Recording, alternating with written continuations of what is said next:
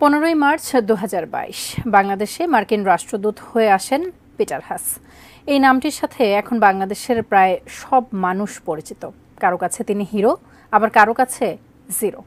সব দলের অংশগ্রহণে প্রতিদ্বন্দ্বিতাপূর্ণ একটি নির্বাচনের চেষ্টা করেছেন এই মার্কিন কূটনীতিক, কিন্তু কোনোভাবেই প্রধান দুই দলকে এক টেবিলে আনতে পারেননি পিটার হাস। 2 বছরেরও বেশি সময় দায়িত্ব পালন শেষে বিদায় নিতে হচ্ছে পিটার হাসকে। এখন জনমানুষের কৌতূহল, কে আসছেন বাংলাদেশে নয়া মার্কিন রাষ্ট্রদূত হিসেবে। নির্বাচনের পর থেকে দেশ পরিচালনার ক্ষেত্রে সরকার চাপ অনুভব করছে বলে জানিয়েছেন আওয়ামী লীগ সাধারণ সম্পাদক ওবায়দুল কাদের। মার্কিন সহকারী পররাষ্ট্রমন্ত্রী ডোনাল্ড লু তিনি ঢাকায় আসছেন। তো এই সফরে আসলে কি হবে তা নিয়ে আসলে সরকারের মধ্যে একটা উদ্বেগ উৎকণ্ঠা হয়তো কাজ করছে। রাষ্ট্র পরিচালনা করতে গিয়ে বিদেশি চাপ অনুভব করছে সরকার। এটি মোকাবিলায় মুক্তিযুদ্ধের সপক্ষের শক্তিগুলোকে একসাথে কাজ করার আহ্বান জানিয়েছেন আওয়ামী লীগ সাধারণ সম্পাদক ওবায়দুল কাদের। আসসালামু আলাইকুম প্রিয় দর্শক, ফাইনালি চলে আসলাম আপডেট ও গুরুত্বপূর্ণ কিছু নিউজ নিয়ে আপনাদের মাঝে। প্রিয় দর্শক, অবশ্যই ভিডিওটি শেষ অবধি দেখবেন। দর্শক, আপনাদের কাছে ছোট্ট একটি অনুরোধ, দেশ এবং দেশের বাইরে হলে কমেন্ট বক্সে লিখে জানিয়ে দেবেন, আর চ্যানেলে নতুন হলে সাবস্ক্রাইব করে পাশে থাকা বেল বাটনটি অবশ্যই অল করে দেবেন, কারণ পরবর্তী আপডেট নিউজ সবার আগে পাওয়ার জন্য প্রিয় দর্শক আর অবশ্যই একটি লাইক দেবেন। দর্শক, আর দেরি নয়, মূল ভিডিওতে যাওয়া যায়। এবং রাতের সভায় তিনি খোলাসা করেছেন। সংবাদ সম্মেলনে উঠে আসে নিজ উপজেলায় ওবায়দুল কাদেরের স্বজনদের প্রার্থিতার বিষয়টি। আমার পার্টির কারো এর সাথে কোনো সংযোগ নেই, নেতৃস্থানীয় কারো সমর্থন নেই, আমার সমর্থন তো প্রশ্নই উঠে না। নেতাকর্মীদের হতাশার কারণে বিএনপি এখন বিবৃতি ও বক্তব্য সর্বস্ব দলে পরিণত হয়েছে বলেও মন্তব্য করেন আওয়ামী লীগ সাধারণ সম্পাদক। আমার নেত্রী পার্টির সভাপতির যে গাইডলাইন। ভাস্কর ভাদুরী, যমুনা নিউজ, ঢাকা। আসসালামু আলাইকুম। ইতিমধ্যে দর্শক আপনারা নিশ্চয়ই জেনে গেছেন যে মার্কিন সহকারী পররাষ্ট্রমন্ত্রী ডোনাল্ড লু তিনি ঢাকায় আসছেন আগামী 14ই মে 2 দিনের সরকারি সফরে। তো এই সফরে আসলে কি হবে তা নিয়ে আসলে সরকারের মধ্যে একটা উদ্বেগ উৎকণ্ঠা হয়তো কাজ করছে। যদিও পররাষ্ট্রমন্ত্রী হাসান মাহমুদ খুব স্মার্টলি আজকে বলছেন যে এখানে ইন্দো প্যাসিফিক নিয়ে আর মূল আলোচনা, রোহিঙ্গা প্রত্যাবর্ষণ এসব নিয়ে আলোচনা হবে, এর বাইরে অন্যান্য কিছু হবে। কি হবে তিনি বলছেন না। আসলে ডোনাল্ড লু সম্ভবত এবারও সরকারের বাইরে সুশীল সমাজের সঙ্গে বৈঠক করবেন, হয়তো বিরোধী দলের নেতাদের সঙ্গেও কথা বলবেন, কারণ যুক্তরাষ্ট্র তার অবস্থান পাল্টায়নি, এটা পরিষ্কার। আর সেই কারণেই কিন্তু ডোনাল্ড লুর আসার খবরে সরকার খুব যে স্বস্তিতে আছে সেটা মনে হয় না।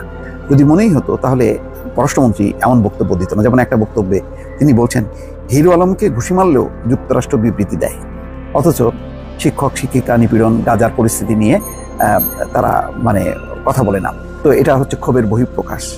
আজকে সংবাদ সম্মেলনে পররাষ্ট্রমন্ত্রী বলার চেষ্টা করছেন যে যুক্তরাষ্ট্রের সঙ্গে বন্ধুত্ব আছে, থাকবে, তাদের আগামী দিনে আরও তাদের সম্পর্ক এগিয়ে নিয়ে যাবে, কিন্তু একটা মৌলিক জায়গা তো পার্থক্য আছে, সেটা হচ্ছে বাংলাদেশের গণতন্ত্র এবং মানবাধিকার। এবং যুক্তরাষ্ট্র এর আগে বলেছিল যে কোনো একটা দেশের সঙ্গে তাদের সম্পর্কের মূল ভিত্তিটা হচ্ছে গণতন্ত্র এবং মানবাধিকার।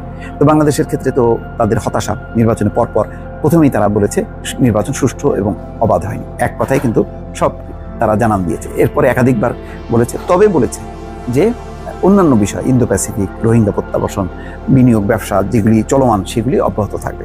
তো ওই খুঁতখুত তো আছেই, যেহেতু সরকারের একটা পশ্চিমাদের কাছ থেকে একটা বৈধতার স্বীকৃতি পায়নি, কোনো পশ্চিমা দেশ একেবারে নির্বাচনকে কংগ্রাচুলেট করেছে এমন কোনো প্রমাণ পাওয়া যায়নি। রাশিয়া, চীন, ভারত ছাড়া বাকি অগুরুত্বপূর্ণ দেশগুলো দিয়েছে। তো সেগুলি কিছু যায় আসে না। সরকারের দরকার ছিল যুক্তরাষ্ট্র, ইউরোপীয় ইউনিয়ন, এইসব দেশের, কিন্তু এইসব দেশগুলো বলেছে যে নির্বাচন অবাধ ও সুষ্ঠু হয়নি। তো এরকম একটি অবস্থার কারণেই কিন্তু মাথার মধ্যে সরকারের একটা সবসময় কাজ করে যুক্তরাষ্ট্র না জানি কি করে। এর মধ্যে যুক্তরাষ্ট্রকে দেখানোর জন্য ছাত্রলীগ মাঠে নেমেছে, তারা ফিলিস্তিনিদের পক্ষে স্লোগান দিয়েছে, গাজায় নিপীড়নের বিরুদ্ধে কথা বলেছে, শিক্ষক এবং শিক্ষার্থীদের উপর যে দমন পীড়ন চালানো হয়েছে তার প্রতিবাদ করেছে। অথচ বাংলাদেশে 28শে অক্টোবরকে কেন্দ্র করে তার আগে পরে যে পরিমাণ দমন পীড়ন চলেছে এবং যে ধরনের নির্বাচন করেছে, ফলে তাদের পক্ষে আবার যে মানবাধিকারের প্রশ্নে রাস্তায় নামা, স্লোগান দেয়া, এটা মেলে না, অসঙ্গতিপূর্ণ। তো এগুলি করাই হচ্ছে মার্কিন যুক্তরাষ্ট্রের বিরুদ্ধে যে এই সরকারের ক্ষোভ আছে সেই ক্ষোভটাকে সামনে আনার জন্য। এই কারণে প্রধানমন্ত্রী কিন্তু একাধিকবার প্রেস কনফারেন্সে এই যুক্তরাষ্ট্রের মানবাধিকার, গুলি করে মারা, বিভিন্ন জায়গায় গোলাগুলিতে হত হওয়া, আর এখন তো বড় একটা ইস্যু যে বিভিন্ন বিশ্ববিদ্যালয়ে পুলিশ হামলা চালিয়েছে, বিক্ষোভ ছত্রভঙ্গ করে দিয়েছে, গাজাতে অব্যাহতভাবে যে ইসরায়েল হামলা চালাচ্ছে তার প্রতিবাদ না করা। তো এইসব ইস্যু তো আগেও, এটা বিএনপি তার বোঝা যাচ্ছে যে তার সিদ্ধান্ত সঠিক, কেননা যে নির্বাচন বিএনপি প্রত্যাখ্যান করেছে এবং জনগণকে আহ্বান জানিয়েছে ভোট বর্জনের জন্য, সেই নির্বাচনে বিএনপি নামে যারা মানে বিএনপি অর্থাৎ তারা যেহেতু বিএনপি করে, সুতরাং তারা নির্বাচন করা মানেই হচ্ছে বিএনপি নির্বাচনে অংশ নিচ্ছে এমন একটা ফ্লেভার দেয়া, সেই কাজটি বিএনপি হতে দেয়নি এবং মানুষের সেটা সাড়া দিয়েছে। বোঝা যাচ্ছে যে 28টা উপজেলায় তারা চেয়ারম্যান প্রার্থী দিয়েছিল প্রথম ধাপে, তার মধ্যে মাত্র 7 জন জয়ী হয়েছে, বাকিরা হেরেছে। এটা মানে বিএনপির যে সিদ্ধান্ত সঠিক ছিল এটা তার প্রতিফলন। মানুষও সাড়া দেয়নি, অর্থাৎ এই নির্বাচনে মানুষের অংশগ্রহণ কম ছিল। আবার যেহেতু বিএনপি বলছে যে তাদের নেতারা বহিষ্কার, সুতরাং তাদেরকে জনগণও প্রত্যাখ্যান করেছে, এটা ধরা যায়। তো খবরে বলা হচ্ছে যে উপজেলা নির্বাচনে প্রার্থী হওয়া বহিষ্কৃত নেতারা ভোটে বিএনপি নেতাকর্মী ও সমর্থকদের তেমন সহযোগিতা পাননি, ফলে এই প্রার্থীরা আশানুরূপ ফল পেতে ব্যর্থ হয়েছেন। শেষ খবর পাওয়া পর্যন্ত যে 28টি উপজেলায় বিএনপির নেতারা চেয়ারম্যান পদে প্রার্থী হয়েছিলেন তার অধিকাংশতেই তারা পরাজিত হয়েছেন, মাত্র 7 জন জয়ী হয়েছেন বলে জানা গেছে। বেসরকারি ফলাফলে জানা গেছে কুড়িগ্রাম জেলার রৌমারী উপজেলার বর্তমান চেয়ারম্যান মোহাম্মদ ইমান আলী বিপুল ভোটে পরাজিত হয়েছেন, অথচ তিনি বর্তমান চেয়ারম্যান ছিলেন। তিনি উপজেলা বিএনপির সহসভাপতি ছিলেন। এই উপজেলায় বিএনপির আরও 2 নেতা সেকেন্দার আলী ও তাজমিন নাহারও ভাইস চেয়ারম্যান পদে প্রার্থী ছিলেন, তারাও হেরে গেছেন। সেকেন্দার আলী উপজেলা বিএনপির সদস্য ও তাজমিন নাহার জাতীয়তাবাদী মহিলা দলের সহসভাপতি ছিলেন। নির্বাচনে অংশ নেওয়ায় 3 জনকেই দলের প্রাথমিক সদস্য পদ সহ সব পদ থেকে বহিষ্কার করে বিএনপি। নির্বাচনের আগে কুড়িগ্রাম জেলা বিএনপির যুগ্ম সাধারণ সম্পাদক হাসিবুর রহমান প্রথম আলোকে বলেছিলেন, দলীয় সিদ্ধান্ত অমান্য করে যারা নির্বাচনে অংশ নিয়েছেন তাদের সহযোগিতা করার প্রশ্নই আসে না।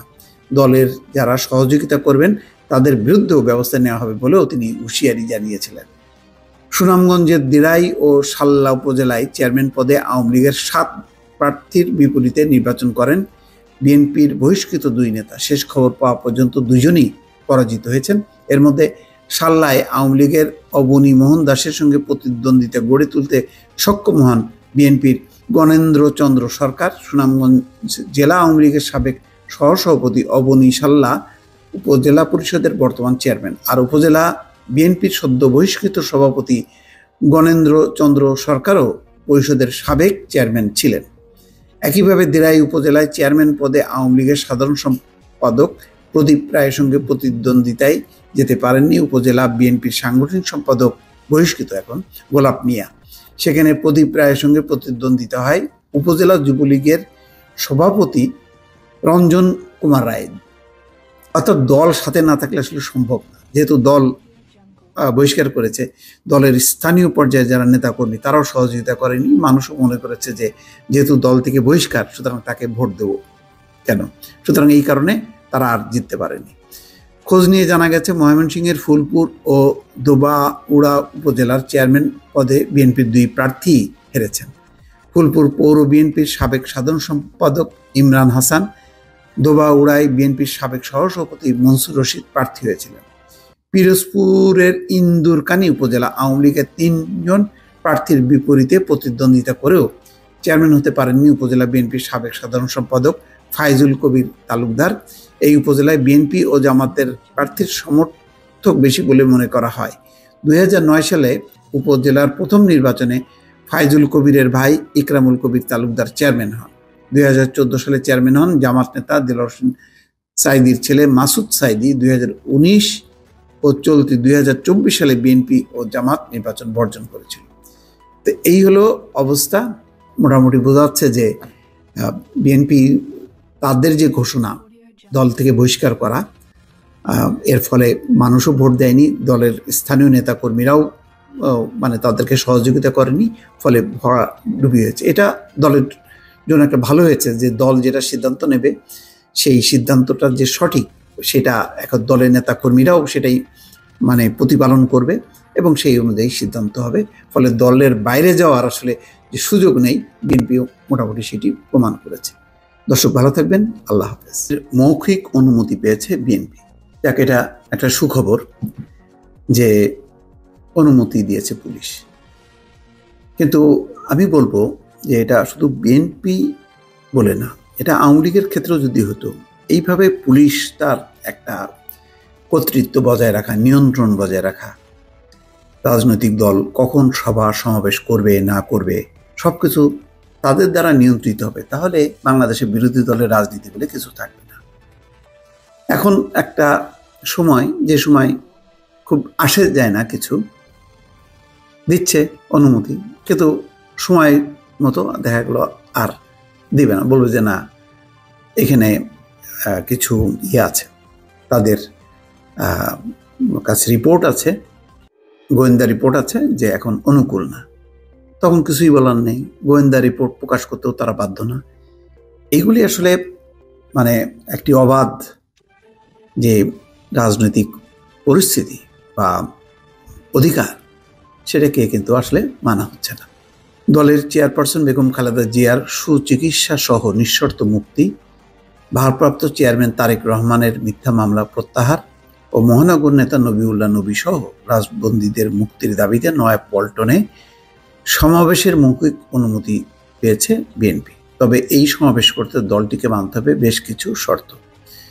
শুক্রবার, আজকে দেখেন বৃহস্পতিবার, কালকে শুক্রবার, তার মানে একদিন আগে, খুব মানে অনুমতি দেবে কি দেবে না, যার জন্য প্রস্তুতিও নিতে পারে না দল। শুক্রবার বেলা 3টায় রাজধানীর নয়াপল্টনে বিএনপির কেন্দ্রীয় কার্যালয়ের সামনে এই সমাবেশ অনুষ্ঠিত হওয়ার কথা রয়েছে। ঢাকা মহানগর পুলিশের পক্ষ থেকে এ ব্যাপারে ইতিবাচক সাড়াও মিলেছে। এ ব্যাপারে বিএনপির প্রচার সম্পাদক শহীদউদ্দিন চৌধুরী এনি জানান, সমাবেশের জন্য আমরা মৌখিক অনুমতি পেয়েছি।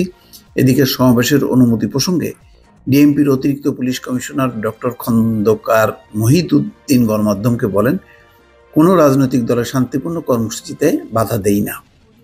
রাজনৈতিক দলগুলো রাজনৈতিক কর্মসূচি করবে, এটাই স্বাভাবিক। তবে রাজনৈতিক কর্মসূচি থেকে যেন জনদুর্ভোগ সৃষ্টি না হয়, সেজন্য আমরা কিছু শর্ত আরোপ করি। তিনি বলেন, জনদুর্ভোগ সৃষ্টি যাতে না হয় সেই ব্যাপারে বিএনপিকে বলা হয়েছে। শর্ত মানলে তাদের নয়াপল্টনের সমাবেশের অনুমতি দেওয়া হতে পারে। এই সমাবেশে প্রধান অতিথি থাকবেন গয়েশ্বরচন্দ্র রায়।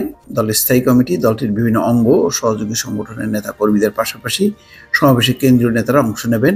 কর্মসূচি ঘিরে ব্যাপক প্রস্তুতির কথা জানিয়েছেন দক্ষিণ বিএনপির আহ্বায়ক আব্দুস সালাম। সমাবেশের পুলিশের অনুমতি চেয়ে বৃহস্পতিবার ঢাকা মেট্রোপলিটন পুলিশের অতিরিক্ত যুগ্ম কমিশনার ডক্টর খন্দকার মহিউদ্দিনের সঙ্গে সাক্ষাৎ করেছেন দলের নেতারা। প্রতিনিধি দলে বিএনপি নেতা আব্দুস সালাম এনি এবং রফিকুল ইসলাম মঞ্জু ছিলেন। পরে আব্দুস সালাম বলেন, নয়াপল্টনের সমাবেশ নিয়ে ডিএমপি কমিশনারের সঙ্গে বৈঠক হয়েছে, এ ব্যাপারে পুলিশের মনোভাব পজিটিভ। যেহেতু শুক্রবার ট্রাফিক সংক্রান্ত কোনো ইস্যু নেই, তাই আমরা প্রত্যাশা করছি তারা সহযোগিতা করবে। তিনি বলেন, সমাবেশ ঘিরে আমাদের প্রস্তুতি রয়েছে, আমরা শান্তিপূর্ণ উপায়ে সমাবেশ ও মিছিল করব। যাই হোক, এই হলো অবস্থা। কিন্তু কথা হলো এই যে বিষয়টা এরকম হওয়া উচিত যে রাজনৈতিক দল সমাবেশ করবে, অবশ্যই আলোচনা করতে পারে যে জনদুর্ভোগ বা বিশেষ কোনো পরিস্থিতি যাতে মানুষের সমস্যা তৈরি না হয়, কিন্তু সমাবেশ করতে দিতে হবে এবং পুলিশের যেটা কাজ হলো সে নিরাপত্তা দেবে রাজনৈতিক দলকে। এখন কবে বিক্ষোভ করবে, কবে তারা মিছিল করবে, মিটিং করবে, প্রতিটা ক্ষেত্রে যদি মানে নিয়মের বেড়াজালে যদি শৃঙ্খলিত থাকতে হয়, তাহলে বিরোধী রাজনৈতিক দল আসলে সামনে চলতে পারবে না। কেননা সরকার তো সবসময় চাইবে পদে পদে বাধা দেয়া, এবং অতীতের অভিজ্ঞতা তাই বলে। এত অনুমতি নেওয়ার পরেও দ্বাদশ জাতীয় সংসদ নির্বাচনের আগে বিভিন্ন সমাবেশে বাধা দেওয়া হয়েছে, রাস্তাঘাট বন্ধ করে দেওয়া হয়েছে, অলিখিতভাবে পরিবহন ধর্মঘট করা হয়েছে, এবং তারপরেও সমাবেশ মিছিলের উপর হামলা চালানো হয়েছে এবং 10-12 জন মারাও গেছে। ভোলাতে জাতীয়তাবাদী ছাত্র দলের সভাপতি মারা গেছে, আরও একজন মারা গেছে। তো এইসব পূর্ব যে অভিজ্ঞতা, সেই অভিজ্ঞতা ভালো না। সুতরাং এই কারণে রাজনৈতিক দলের অধিকার প্রসঙ্গে একটি পরিষ্কার একটি ধারণা সব পক্ষেরই বা রাজনৈতিক মহলের থাকতে হবে এবং সেটা বাস্তবায়ন করতে হবে। দর্শক ভালো থাকবেন। আল্লাহ হাফেজ।